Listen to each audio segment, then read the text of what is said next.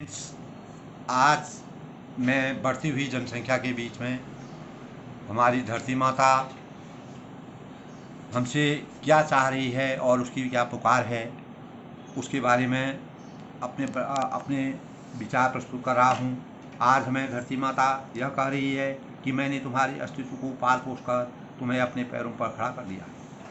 अब मैं बहुत थकान महसूस कर रही हूँ। मैं सदियों से अनेक प्रकार की यातनाएं सहन कर रही हूँ। अब मेरी सहन शक्ति की हिम्मत दिन पर दिन टूटती जा रही है। अब आप लोगों को मेरे बारे में विचार करना होगा।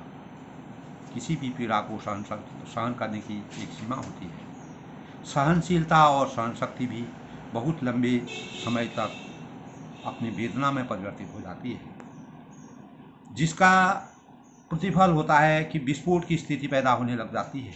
यही यही यही वेदना आज हमारी धरती माता के साथ भी हो रही है।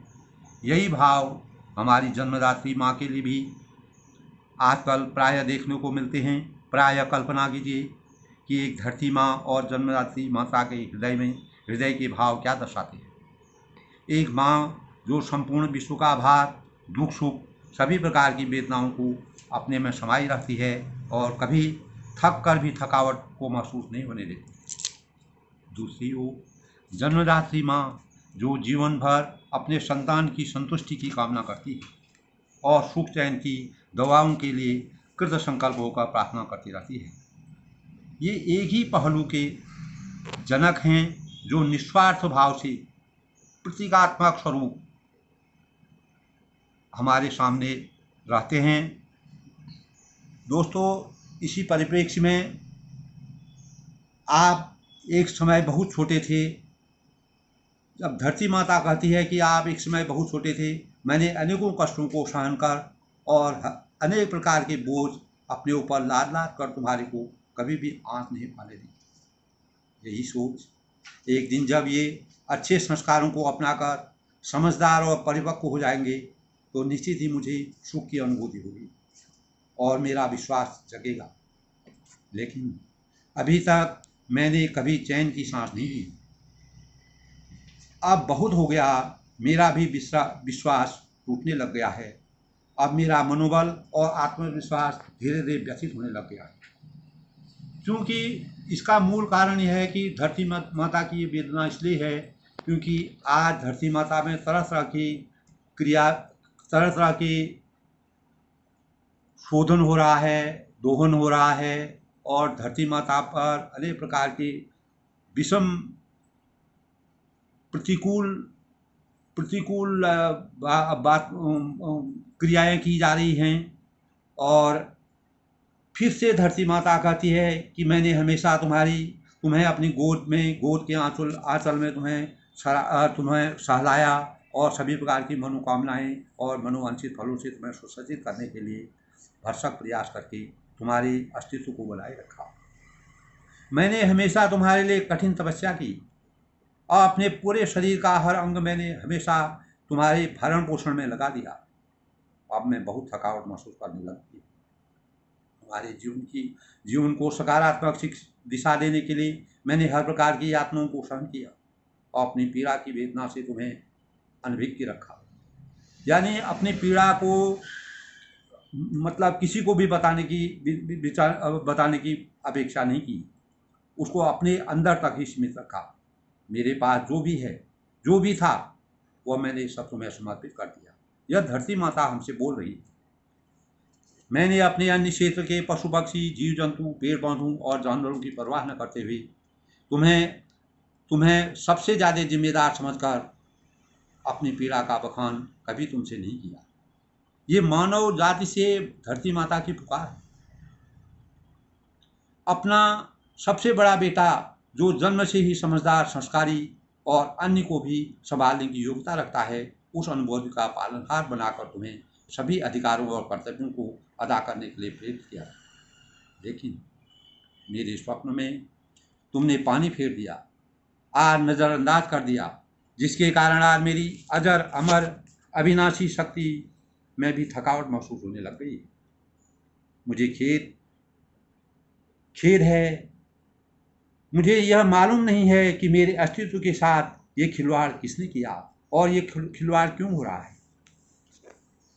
वास्तव में हम अगर सूक्ष्म रूप से अनुभव किया जाए करते हैं तो यह बात आज धरती माता के लिए हो रही है। अब मुझे फिर से कहती हैं कि अब मुझे स्वयं को जागरूक होना पड़ेगा। यानी धरती माता कह रही है अगर अब मैं जागरूक नहीं होंगी तो मेरे ऊपर बहुत अत्याचार होने लगेंगे और अपना विश्वास और आत्मसात करना, और मुझे अपने विश्वास को आत्मसात करना पड़ेगा, क्योंकि अब मुझे अपने ऊपर निर्भर उन पशु पक्षी, जीव जंतुओं, पेड़ पौधों, जानवरों, नदी नालों, अविरल प्रवाह करने वाली नदियों और अरण्य जंगलों की चिंता सताने लग गई है। अगर समय रहते उनको न संभाला जाएगा तो निश्चित ही सब कुछ भुलाकर मुझे उनके जीवन को हर हालत को सुधारना होगा और उनकी रक्षा करनी होगी, अन्यथा हमें चारों ओर वीरान वातावरण महसूस होने लगेगा।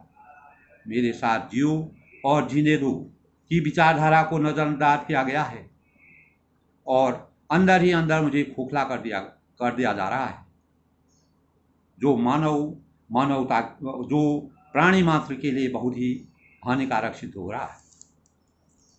फिर से धरती माता कहती है कि अब अपने अस्तित्व की रक्षा करने के लिए अंतर्मन के अस्त्रों का प्रयोग कर सभी को चुनौती के साथ चेतावनी देने की ओर अग्रसित करने के बारे में कठोर निर्णय लेने की सोच पैदा कर रही है। और समय आ गया है कि सावधानी हटी दुर्घटना घटी। यह सब इसीलिए हो रहा है निजी स्वार्थों, निजी हितों और भागा दौड़ी, आपाधापी और एवं अनअपेक्षित इच्छाओं और असीमित प्रतिस्पर्धा का माहौल खड़ा कर हमारे बीच के संतुलन को छिन्न भिन्न कर दिया गया। यह सब मानव द्वारा किया जा रहा है। आज का मानव निजी स्वार्थों के लिए अपने आप को खो चुका है, क्योंकि जिम्मेदार समझकर मैंने मनुष्य जीवन की चाबी का मालिक बनाकर मानव को चाबी का मालिक बना दिया था। यानी पूरी चाबी मानव को दे दी थी, जिसका मालिक वही था, लेकिन उसी का उसने दुरुपयोग कर उसी माँ के ऊपर अत्याचार करने के लिए तरह तरह की क्रियाविधियाँ अपनाकर अपना निजी स्वार्थ करने की कोशिश की। अब मेरे अंदर प्रतिशोध की ज्वाला उत्पन्न हो रही है। अब मुझे खुद पूरे ब्रह्मांड की चाबी अपने हाथ में लेने की आवश्यकता भी पड़ सकती है, क्योंकि बढ़ती हुई अशांति के वातावरण को शांति का रास्ता अपनाने के लिए अग्रसर होने के लिए कृतसंकल्प होकर आगे आना होगा। अन्यथा पृथ्वी का संतुलन जिस वक्त सीमा से परे हो जाएगा, वह मात्र एक करवट लेकर हमेशा के लिए सोना कर देगी, क्योंकि जब कोई असहनीय व्यथा का आधिक्य हो जाता है तो संतुलन प्रकृति का नियम बनकर उभरने लगता है। जैसे कि हम जानते हैं कि महाभारत के अंदर हम देखते हैं कि कुरुक्षेत्र के अंदर यही विडंबना ने जन्म लिया और पूरे वन में निवास करने वाले पशु पक्षी, जीव जंतु, खांडव वन में जो कुछ भी था सब नष्ट हो गया। इसके बाद हाहाकार का वातावरण पैदा हो गया। तब जीव मात्र नहीं रहा। इसी समय इंद्रप्रस्थ की नए सिरे से रचना की गई। तब तक्षक ने श्री कृष्ण के आदेशानुसार मर्यादा को बनाए रखने के लिए राजा परीक्षित को बंदी बनाकर फिर जन्मेंजय को सृष्टि की पुनर्स्थापना के लिए जन्म लेना पड़ा। बहुत लंबा विवरण है। जिस वन के पूर्ण रूप से विनाश जो वन पूर्ण रूप से विनाश हो जाने से हमारी सभी प्रजातियां नष्ट हो गई थी, आज हमारे इसी प्रकरण को आगे रखते हुए आज हमारे चारों ओर अशांति का वातावरण पैदा हो गया है। भागा दौड़ी, रात दिन की चारों ओर शोरगुल, आपाधापी और पेड़ पौधों का असीमित रूप से काटा जाना, पशु पक्षियों की छेड़छाड़, जमीन की तह का काटा जाना, असीमित प्रदूषण, नदियों में भांति भांति के रसायनों, कूड़ा करवट का बहाव, नदियों को गंदा करना इत्यादि ने धरती माता की पीड़ा को और बढ़ा दिया है। अर्थात चारों ओर से धरती का लगातार शोषण व दोहन किया जाना, यह प्रकृति के साथ खिलवाड़ के कारक बनते गए हैं, जिससे हमारे अस्तित्व के आगे महामारी ने जन्म लिया है और भयावह स्थिति पैदा हो गई। अब प्रश्न उठता है कि इस प्रकार आगे भी इस प्रकार का जीवन यापन करने के लिए हमें अपने स्वरूप को बदलने की आवश्यकता है। हम ऐसा जीवन नहीं जी सकते। हमें इसके बारे में अपने को प्रकृति के अनुसार अपनी दिशा को निर्धारित करने की आवश्यकता होगी। हमें आपसी प्रेम, विश्वास, सद्भावना, शांति, स्वास्थ्य के गुणगान का बेहतर इंसान, स्वास्थ्य के गुणवान होने से होकर बेहतर इंसान बनना पड़ेगा। शांति और सौहार्द को हृदय में जगह देने की आवश्यकता है। अपने आसपास में प्रेम की अनुभूति पैदा करनी होगी। प्रकृति ने जितने भी थल जल के जीव, नभ जल थल के जीव जंतु और प्राणी, पेड़ पौधे सभी प्रकार के संतुलन बनाने की चेष्टा की है। संयम, संकल्प और स्वाध्याय का अनुसरण कर अच्छे इंसान का मार्गदर्शन करना पड़ेगा। यह धरती माता हमसे बोल रही है कि हमें क्या करने की आवश्यकता है अपने जीवन में आगे। विकास को मापदंडों के ही आधार पर गति देनी होगी। यह निहायत जरूरी है कि बढ़ती हुई जनसंख्या में विकास बहुत आवश्यक है, लेकिन उस पर नियंत्रण रखना हमारी बहुत बड़ी समझदारी होगी। पूरे विश्व को आपसी संतुलन में बंध कर रहना होगा। भविष्य की आधारशिला को मूर्त रूप देने के लिए परस्पर सहयोग और तालमेल बनाकर पारदर्शी जीवन यापन करने की ओर अपने को केंद्रित करना होगा।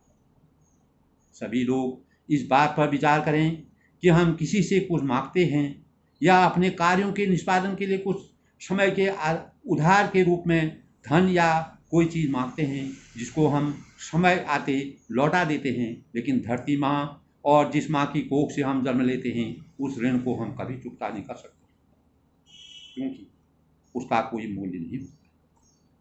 इस प्रकार हम धरती माँ और जन्मदात्री माँ के लिए जो भी अपनी क्षमता के अनुसार प्रत्यक्ष या परोक्ष रूप से अर्पण करें, वह हमारा सौभाग्य है। यदि हमारे हृदय में इन दोनों के लिए मात्र संभावनाएं रहेंगी तो निश्चित ही हमारा जीवन धन्य हो जाएगा। अंत में हमें भविष्य के पायदान में काफ़ी आत्मचिंतन, संयम, संकल्प और स्वाध्याय के साथ जीवन जीने के लिए कृत संकल्प होकर कार्य करने के लिए तैयार रहना होगा। तभी हमारा भविष्य निर्मल हो सकता है और हम अपने मार्ग में अग्रसर हो सकते हैं। तभी मानवता के अस्तित्व की रक्षा संभव है। सावधानी और सतर्कता हटने पर हम अनेकों दुर्घटनाओं का शिकार बन सकते हैं। अतः आत्मसंयम और भविष्य के संतुलन के लिए आने वाली चुनौतियों का डटकर मुकाबला करने की जन जन तक जागरूकता पैदा करना हमारी प्राथमिकता होगी। सभी का आभार, अभिनंदन के साथ एक दूसरे के मन में भावना पैदा करके आस्थाओं के समाधान का हल खोजा जा सकता है। तभी हमारी धरती माता शांति और सुख का जीवन यापन कर सकती है। तभी हम स्वयं अपने समाज, देश और भविष्य की चुनौतियों के साथ संघर्ष कर सभी के अस्तित्व की रक्षा कर सकते हैं और जीवन जीने की दिशा का ज्ञान प्राप्त कर सकते हैं। यदि आपको मेरे विचार अच्छे लगे तो प्लीज़ इसे लाइक करिए, सब्सक्राइब कीजिए और शेयर कीजिए।